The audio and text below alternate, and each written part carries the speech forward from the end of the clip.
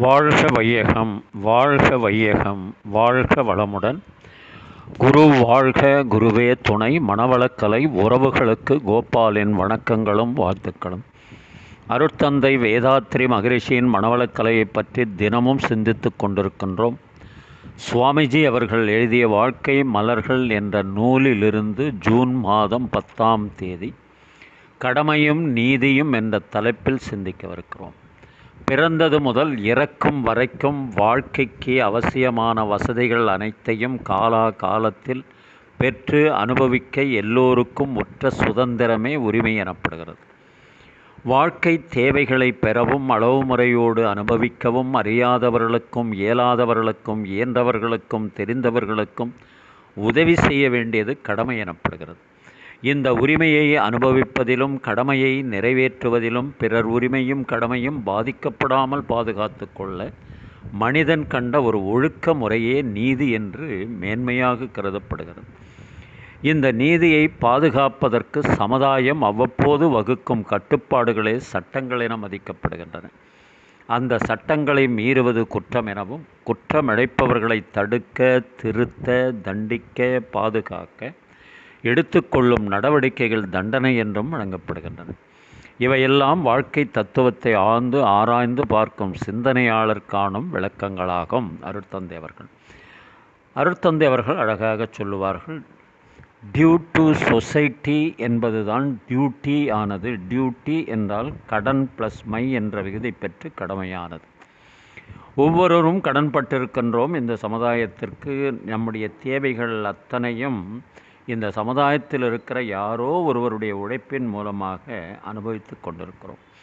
அப்படி என்றால் நாம் அந்த சமுதாயத்திற்கு கடன்பட்டுக்கிறோம் என்று தானே அர்த்தம்.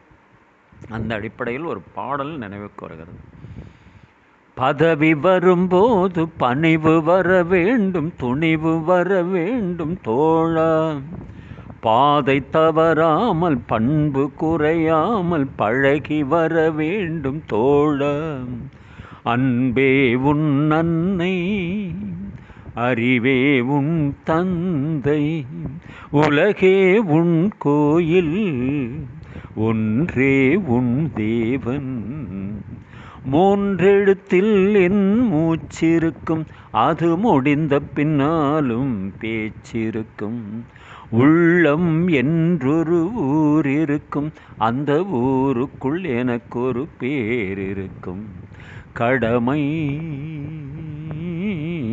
அது கடமை, கடமை அது கடமை. வாழைப்பூ போல பூமி முகம் பார்க்கும் கோழை குணம் மாற்று தோழா. நாளை உயிர் போகும், இன்று போனாலும் கொள்கை நிறைவேற்று தோழா. அன்பே உன் அன்னை, அறிவே உன் தந்தை, உலகே உன் கோயில், ஒன்றே உன் தேவன். மூன்றெழுத்தில் என் மூச்சிருக்கும், அது முடிந்த பின்னாலும் பேச்சிருக்கும். உள்ளம் என்றொரு ஊர் இருக்கும், அந்த ஊருக்குள் எனக்கொரு பேர் இருக்கும். கடமை அது கடமை, கடமை அது கடமை. வாழ்க வளமுடன். நீங்களும் உங்கள் அன்பு குடும்பமும் வாழ்க வளமுடன்.